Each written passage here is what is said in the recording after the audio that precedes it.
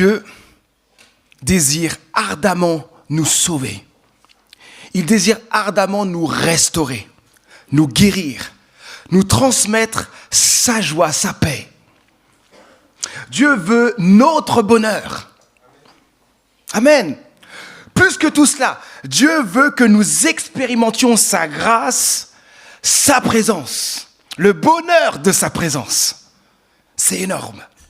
Dieu a fait l'impossible pour vous et moi, pour se rendre le plus accessible possible, afin de nous donner sa présence pour l'éternité. Ce matin, nous commençons une courte série de prédications intitulée « Noël, s'émerveiller et espérer ». L'un des textes bibliques de Noël les plus extraordinaires qui nous invitent à l'émerveillement et à l'espérance se trouve en Jean chapitre 1, verset 14. Je vous laisse le temps de trouver cela. Jean chapitre 1, verset 14. Le texte sera affiché, mais c'est toujours bien de l'avoir sur soi, dans vos Bibles, vos applications smartphone. Jean, l'évangile de Jean, chapitre 1, verset 14.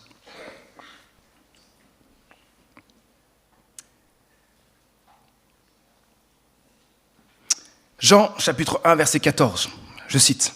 « Celui qui a la parole est devenu homme. Il a vécu parmi nous. Nous avons contemplé sa gloire, la gloire du Fils unique envoyé par son Père, plénitude de grâce et de vérité. » Nous allons découvrir dans quelques instants tout ce que ce verset nous dit sur Dieu, qui s'est révélé de façon extraordinaire à Noël. Mais avant de creuser ce texte, j'aimerais que nous regardions ensemble pourquoi Jean a écrit tout un livre sur l'histoire de Jésus. Ça peut nous aider pour comprendre après la suite par rapport à ce beau texte de Jean, chapitre 1, verset 14. Alors on va aller à la fin de Jean chapitre 20, verset 31. Jean chapitre 20, verset 31, il dit ceci. Ce qui s'y trouve, donc dans son livre, a été écrit pour que vous croyiez que Jésus est le Messie, le Fils de Dieu, et qu'en croyant, vous possédiez la vie en son nom. Intéressant. Jean a écrit plus de 20 chapitres pour révéler qui est Jésus. Il veut que ses lecteurs croient avec certitude que Jésus est le Messie, le Fils de Dieu, celui qui était tant attendu, qui est révélé à plusieurs reprises par les prophètes et qui est en fait le sauveur du monde. Pourquoi ? Parce qu'en croyant en lui, nous dit Jean, nous pouvons posséder la vie. Et on sait de quoi il parle, la vie éternelle avec Dieu. Alors, si vous n'êtes pas sûr que Jésus est le sauveur du monde ce matin, si vous n'êtes pas sûr que que Jésus est venu pour libérer le monde du mal, du péché, de la mort, de la souffrance, je prie que Dieu vous touche ce matin au travers de sa parole. Que Dieu vous amène à croire avec certitude que Jésus est le Messie, qu'il est Dieu fait homme, qui est venu sur terre, qui s'est donné pour vous, et qu'ainsi vous receviez le cadeau inestimable de la vie éternelle, de la présence de Dieu avec vous. Je vous invite maintenant à découvrir ce que Jean nous enseigne dans le chapitre 1, verset 14. Nous allons voir ce qu'il nous dit sur Dieu qui s'est révélé de façon extraordinaire à Noël. Vous êtes prêts ? Ça va ? Parce qu'il y aura plusieurs textes. C'est parti. Premièrement, à Noël, le Dieu invisible devient visible. Extraordinaire. Le Dieu invisible devient visible. D'une certaine manière, nous pouvons voir le pinceau du Créateur parce que on le voit dans sa création. On peut dire que Dieu se révèle dans ce qu'il a créé. Et puis, depuis l'histoire biblique jusqu'à nous, certains ont vu ont eu le privilège de voir certaines manifestations de Dieu, mais pas toute sa gloire. Plusieurs se souviennent certainement de ce moment incroyable où Moïse a dit à Dieu, « Permets-moi de contempler ta face, ta gloire. » Écoutez bien la réponse de Dieu dans Exode chapitre 33, versets 19 à 20. Alors que Moïse lui dit, « Montre-moi ta gloire !» Dieu répond, « Je ferai moi-même passer devant toi toute ma bonté, et je proclamerai devant toi les qualités de l'Éternel. Je ferai grâce à qui je veux faire grâce, j'aurai compassion de qui je veux avoir compassion. » Est-ce que c'est ça, voir Dieu? Oui. Mais écoutez la suite. Mais, tu ne pourras pas voir ma face, car nul homme ne peut me voir et demeurer en vie. Comme Moïse, beaucoup ont vu des manifestations partielles de Dieu, mais ne l'ont pas vraiment vu, face à face, dans toute sa gloire. Dieu lui-même nous dit que voir sa gloire peut nous faire perdre la vie. La Bible ajoute à propos de Dieu, dans 1 Timothée chapitre 6, verset 16, on parle de l'Ancien au Nouveau Testament, c'est l'apôtre Paul qui parle. Il dit, lui, donc Dieu, seul est immortel.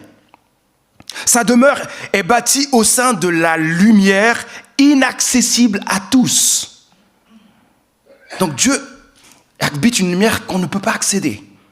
Et puis écoutez la suite. Nul parmi les humains ne l'a vu de ses yeux. Aucun ne peut le voir.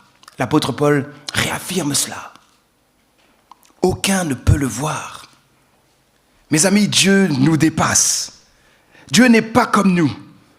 Dieu est un pur esprit. Il n'a pas de forme ou de présence physique. En tant que tel, il est essentiellement transcendant, sans limite dans le temps ou l'espace. Il est éternel, non soumis au temps, omniprésent, c'est-à-dire il est partout, omniscient et en même temps tout puissant. Il connaît tout, il voit tout, il sait tout. Il est tout puissant, il est partout en même temps. Cela nous dépasse, n'est-ce pas? Mais, à Noël, quelque chose d'incroyable s'est produit. Jean dit ceci, celui qui est la parole est devenu chair, il est devenu homme. Qui est la parole? Il y en a qui disent tout de suite Jésus. Attendez, on va prendre le temps d'y arriver. Jean le précise dans les premiers versets que je cite. Donc, on commence Jean chapitre 1, mais maintenant versets 1 à 4. Il est dit ceci, au commencement était celui qui est la parole de Dieu. Notre cher Jean s'inspire de quelque chose ici. Genèse chapitre 1. Au commencement était Dieu. Dieu a commencé à créer, mais au commencement, c'est Dieu qui existait. Au commencement ici était celui qui est la parole de Dieu. Il était avec Dieu, il était lui-même Dieu. Au commencement, il était avec Dieu. Dieu a tout créé par lui. Rien de ce qui a été créé n'a été créé sans lui. En lui résidait la vie. Et cette vie était la lumière des hommes. Fin de citation. Jean dit ici que celui qui est la parole, c'est la parole de Dieu. Puis Jean dit que la parole était avec Dieu et qu'elle était Dieu lui-même. C'est très étrange ce que Jean est en train de dire ici. Quelqu'un est avec une autre personne et elle est en même temps cette même personne. Ça sort un peu de notre logique, non? Jean poursuit en disant que Dieu a tout créé par lui et rien de ce qui a été créé n'a été créé sans lui. Ainsi, la parole a pleinement participé à la création de Dieu, avec Dieu. Tout a été créé par lui. Elle est donc puissante comme Dieu. Ok. Jean poursuit en écrivant « En lui résidait la vie et cette vie était la lumière des hommes. » C'est impressionnant. En la parole habite la vie. En la parole habite la vie. Il possède la vie. Une vie qui est la lumière de l'humanité. Nous, on ne possède pas la vie. C'est Dieu qui nous donne la vie. Mais en cette parole est la vie. Il possède cette vie qu'il peut donner à l'humanité. Revenons à notre texte initial, au verset 14. « Celui qui est la parole est devenu homme, et il a vécu parmi nous. Nous avons contemplé sa gloire, la gloire du Fils unique, envoyé par son Père, plénitude de grâce et de vérité. » Dans ce verset, la parole est un homme. Il dit, Jean, Fils unique, envoyé par son Père. Donc, on entend ici qu'il est un fils, le fils d'un père. Lisons maintenant les versets 16 à 17 qui sont encore plus éclairants sur qui est la parole. Jean dit à propos de la parole, « Nous avons tous été comblés de ses richesses. Il a déversé sur nous une grâce après l'autre. En effet, si la loi nous a été donnée par Moïse, la grâce et la vérité sont venues par Jésus-Christ. » C'est à ce moment-là que nous avons l'affirmation ici que la parole de Dieu est Jésus-Christ. Et de toute façon, Jean, on est face à l'introduction de tout un livre qui va parler de cette parole, qui est Jésus. Jean nous dit ensuite, au verset 18, la chose la plus étonnante de toute la Bible. Personne n'a jamais vu Dieu. On a déjà entendu tout à l'heure ça. Dieu le Fils unique qui vit dans l'intimité du Père nous l'a révélé. Personne n'a jamais vu Dieu. Mais il se révèle à nous à travers un homme, comme nous, qui s'appelle Jésus-Christ. Nous pouvons enfin le voir. Extraordinaire. Voici quelque chose qui nous dépasse dans la Bible. Jésus-Christ est la parole de Dieu. Jésus-Christ a tout créé avec Dieu. Jésus-Christ a vécu depuis le début de la création et même bien avant. Jésus-Christ est avec Dieu et il est Dieu. Tout en étant Dieu, il est aussi l'une des personnes, en fait, de la Trinité. Et quand on parle de Trinité, c'est quelque chose de complexe. On a essayé de trouver un terme, on peut dire aussi triunité, mais l'idée c'est de Dieu qui est un, en trois, avec trois personnes. En Dieu, il y a trois personnes. On ne peut pas dire qu'il y a trois dieux. Il y a un seul Dieu. C'est comme ça qu'il se révèle. Mais il dit aussi, on parle ici du Père, du Fils et du Saint-Esprit. C'est l'un des plus grands mystères de la parole de Dieu. Mais c'est ainsi que Dieu se révèle. Et tellement de religions rejettent cela. Et même certains qui se disent chrétiens rejettent cette vérité. Et essayent de comprendre ou d'argumenter. À un moment donné, il y a une chose que nous devons absolument comprendre. L'une des étapes les plus importantes de notre foi et de la vie chrétienne est d'accepter que Dieu nous dépasse. N'essayons pas de mettre Dieu dans nos boîtes. Au moment où il peut entrer dans notre boîte, il n'est plus Dieu. Comment le limité que nous sommes veut essayer de faire entrer dans son cerveau le Dieu illimité qu'il est? Impossible. Dieu nous dépasse. Nous ne pouvons pas totalement comprendre Dieu. Parce qu'il est Dieu. Et en fait, c'est rassurant. L'apôtre Paul, parlant de Jésus-Christ, a écrit dans Colossiens chapitre 1, verset 15, « Ce Fils, il est l'image du Dieu que nul ne voit. » Intéressant, hein? Jésus. Le Dieu que personne ne peut voir peut maintenant être vu par Jésus. C'est tellement incroyable que Jean, plus loin dans une de ses lettres, écrit donc dans 1 Jean chapitre 1 verset 1 à 4, nous vous annonçons le message de celui qui est la vie. Nous vous annonçons ce qui était dès le commencement. Nous l'avons entendu, nous l'avons vu de nos yeux, nos propres yeux. Nous l'avons contemplé et nos mains l'ont touché.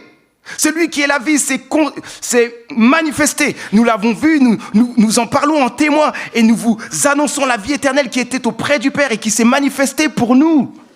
Oui, ce que nous avons vu et entendu, nous vous l'annonçons à vous aussi, afin que vous aussi, vous soyez en communion avec nous. Or, la communion dont nous jouissons est avec le Père et avec son Fils Jésus-Christ. Si nous vous écrivons ces choses, c'est pour que notre joie soit complète. Jean est en fête ici, hein. Il est en fête. Le Dieu invisible est visible. On peut imaginer son enthousiasme en écrivant ceci.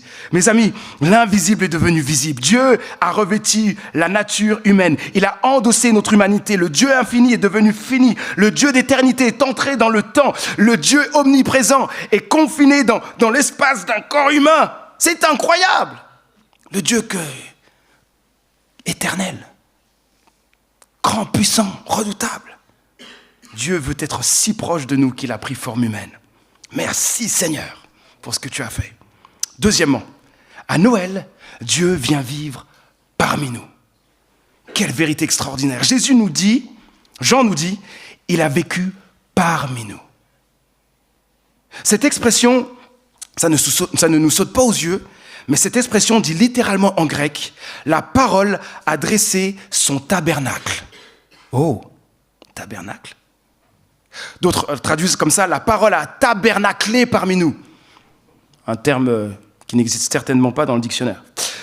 Dieu a vécu sous sa tente parmi nous. Il a habité parmi nous. Cela fait clairement allusion au tabernacle dans l'Ancien Testament, dans l'Ancienne Alliance, ce temple mobile dans lequel Dieu rencontrait son peuple. Un lieu important de rencontre entre les êtres humains rebelles et le Dieu saint.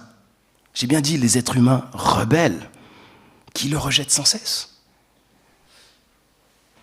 Des siècles auparavant, c'est bien de voir ce qui s'est passé. Des siècles auparavant, c'est ainsi que Dieu était parmi son peuple dans Exode, chapitre 40, versets 36 à 38. Je cite, « Pendant toute leur pérégrination, c'est quand la nuée s'élevait au-dessus de dessus le tabernacle que les Israélites se mettaient en route.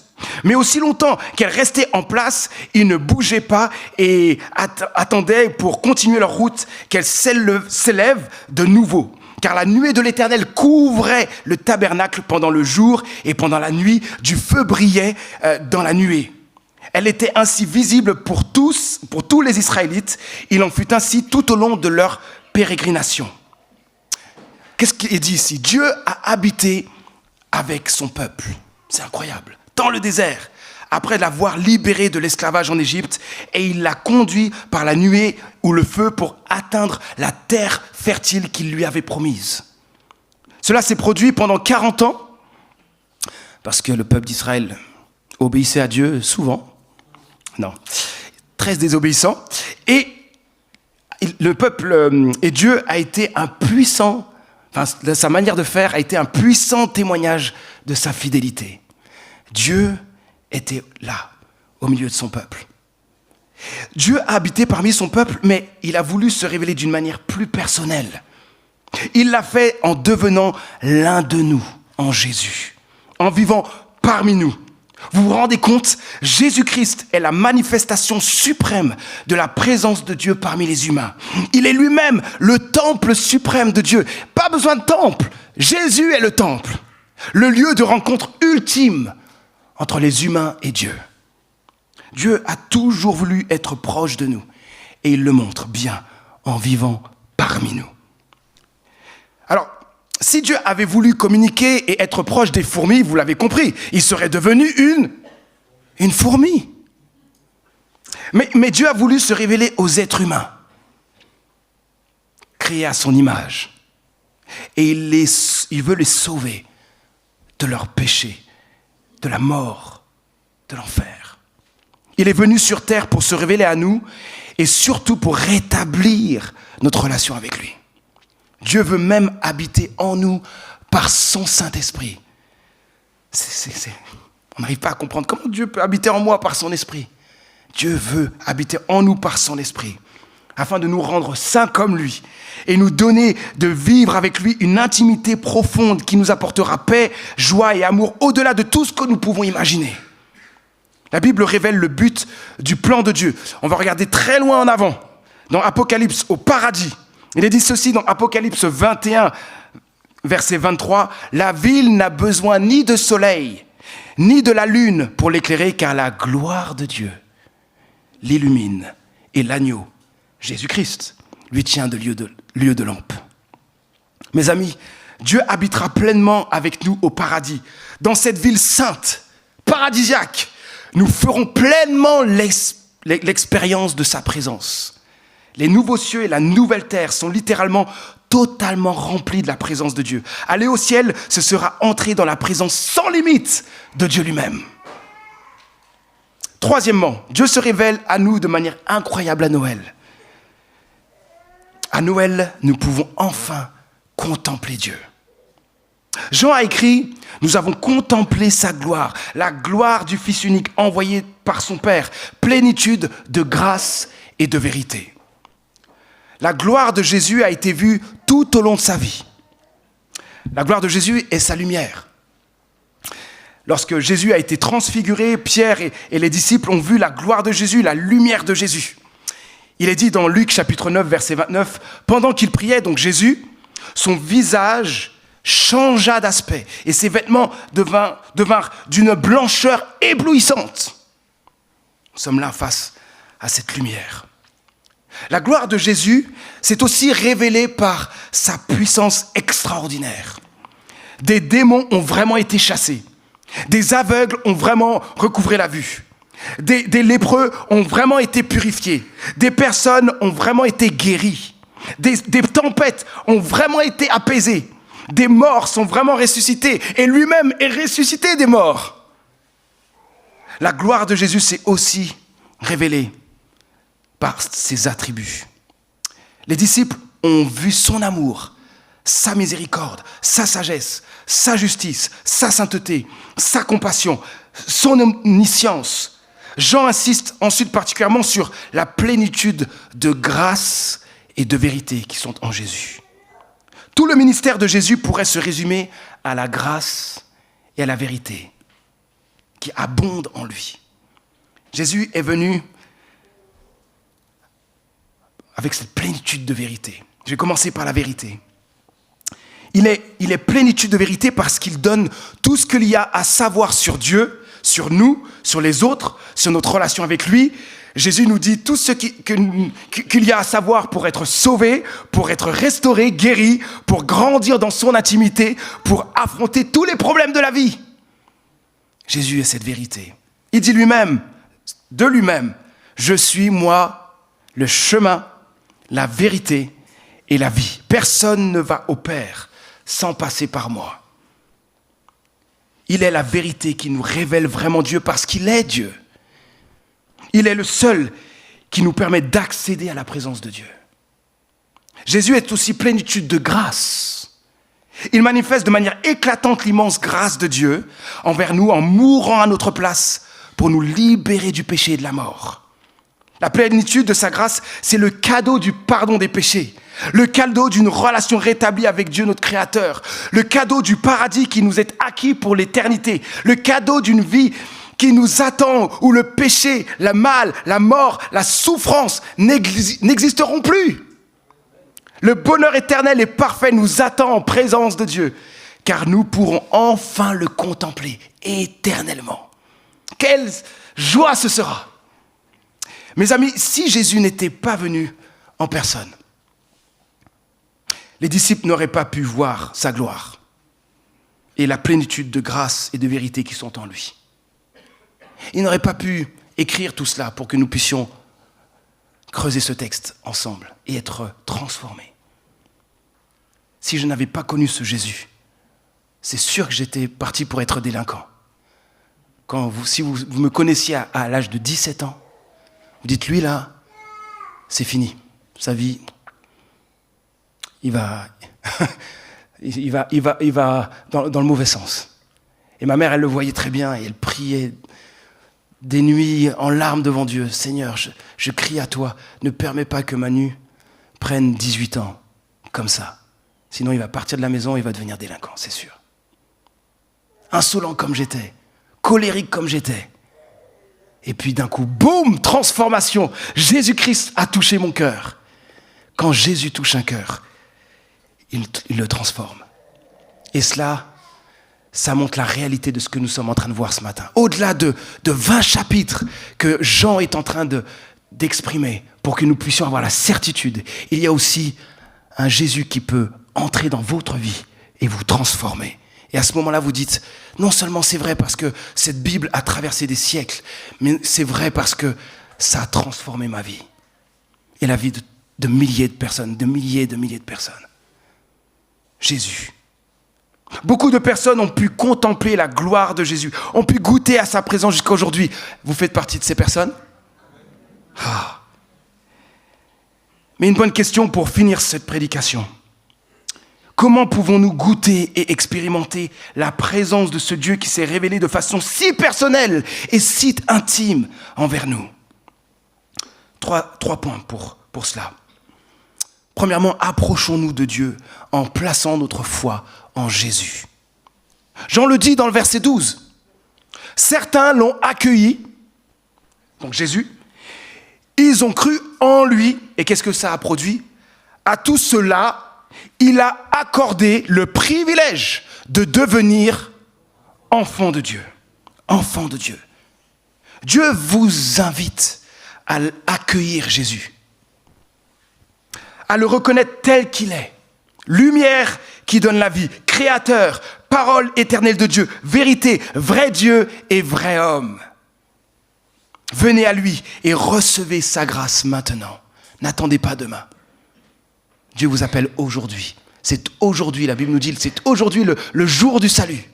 Et l'apôtre Paul disait, je vous en supplie, soyez réconciliés avec Dieu. N'attendez pas. Deuxième point, avant d'arriver là-dessus, même si vous ne comprenez pas tout ce matin de l'évangile, de ce que Christ a fait pour vous, commencez simplement à lui parler. Dites-lui votre désir de mieux le connaître. Dieu se laisse toujours trouver par ceux qui le cherchent de tout leur cœur. Toujours. Cherchez-le de tout votre cœur. Je peux vous dire que là, vous allez le trouver. Autre point. Approchons-nous de Dieu par la prière et la louange. Puisque Dieu désire ardemment nous sauver et être proche de nous, désirons nous aussi cette proximité avec lui. Venons à lui comme des enfants affamés. Délectons-nous en sa compagnie, en sa présence. La Bible dit dans Hébreux chapitre 4 verset 16, « Approchons-nous donc du trône du Dieu de grâce avec une pleine assurance.